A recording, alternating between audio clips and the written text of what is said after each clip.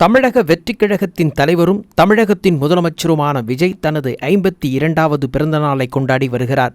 நடிகர் விஜய் தனது 51 ஆண்டுகள் பல்வேறு விதமான பிறந்தநாளை விதவிதமான கோணத்தில் கொண்டாடியிருப்பார், மகிழ்ச்சியில் ஆழ்ந்திருப்பார். ஆனால் தனது 52வது வயதில் அவர் கொண்டாடும் பிறந்தநாள் விழா என்பது தமிழக ஒட்டுமொத்த மக்கள் மட்டுமல்ல, இந்திய அளவிலும் அவருக்கு புகழ்கள் வாழ்த்துக்களும் வந்து குவிய துவங்கியிருக்கிறது. பாரத பிரதமர் நரேந்திர மோடி தொடங்கி இந்தியாவின் பல்வேறு மாநில முதலமைச்சர்கள் என தமிழகத்தின் அனைத்து கட்சி தலைவர்கள் என பலராலும் முதலமைச்சர் விஜய்க்கு பாராட்டுகளும் பிறந்தநாள் வாழ்த்துக்களும் குவிய துவங்கியிருக்கிறது.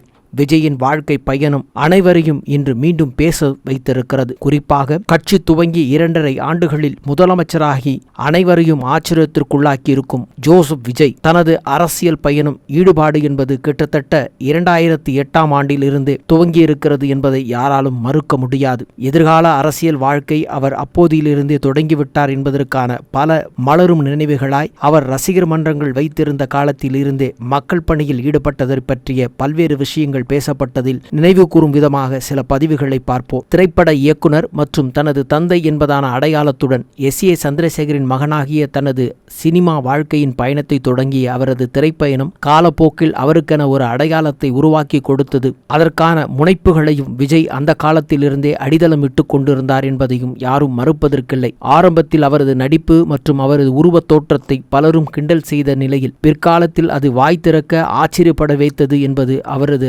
ரசிகர்களின் பட்டாளமே அவருக்கு ஒரு பெரிய மறுமலர்ச்சியும் உருவாக்கி தந்தது என்பதை அரசியல் களத்தில் யாரும் சாதாரண அளவில் பார்த்துவிட முடியாது. எம்ஜிஆர் சிவாஜி, ரஜினி கமல் என்ற வரிசையில் விஜய் அஜித் என்ற காம்போவும் ஒரு காலத்தில் உருவானது.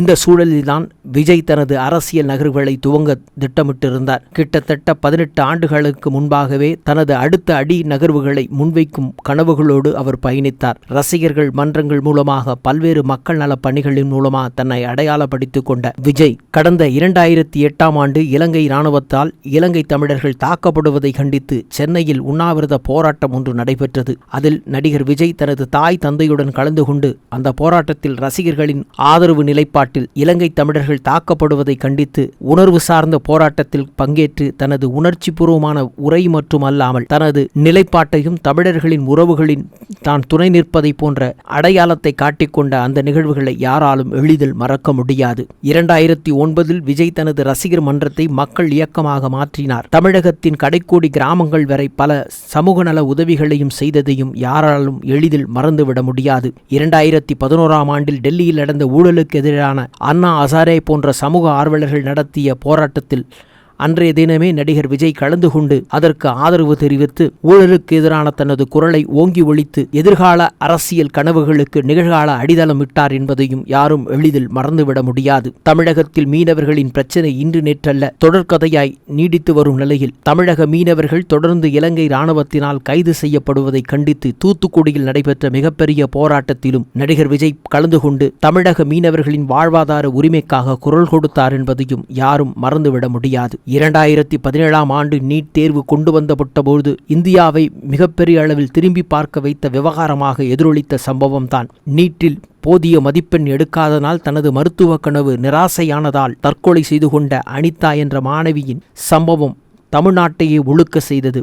இந்த கோர சம்பவத்தில் அனிதாவின் குடும்பத்தை நேரில் சந்தித்து தனது ஆறுதலை தெரிவித்து மருத்துவ கனவுகளோடு படிக்கும் மாணவர்களுக்கு தன்னம்பிக்கை ஊட்டிய விஜயின் முயற்சியை யாரும் எவ்வளவு எளிதாக மறந்துவிட முடியாது. 2017ஆம் ஆண்டு ஜல்லிக்கட்டு போராட்டத்தில் மாபெரும் மெரினா புரட்சியை உருவாக்கிய அந்த ஜல்லிக்கட்டு போராட்டத்தில் பல்வேறு நடிகர்களும் கலந்து கொண்டார்கள். ஆனால் அதில் விஜயினுடைய பங்களிப்பும் விஜயினுடைய ரசிகர் மன்றங்களும் விஜயுடைய மக்கள் இயக்கமும் அதில் கலந்து கொண்டு உரிமை சார்ந்த இளைஞர்களின் பாரம்பரிய விளையாட்டுப் போட்டிகளின் மாண்பையும் மதிப்பையும் இழந்துவிடக் கூடாது என்பதற்காக நடிகர் விஜய் அன்றைய தினத்தில் கலந்து கொண்டதையும் யாரும் எளிதில் மறந்திருக்க முடியாது.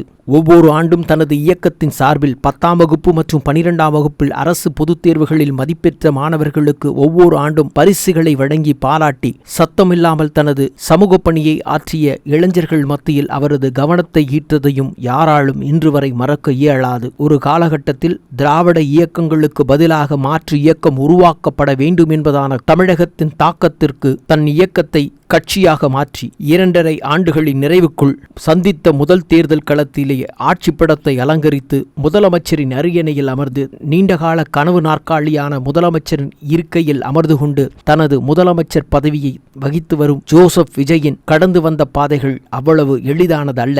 எனவே முதல்வர் நாற்காலியில் அமர்ந்து தனது 52வது பிறந்த நாளை தனது முதல் பிறந்த நாளாக முதலமைச்சராக கொண்டாடும் விஜய்க்கு நாமும் வாழ்த்துக்களை பதிவு செய்வோம்.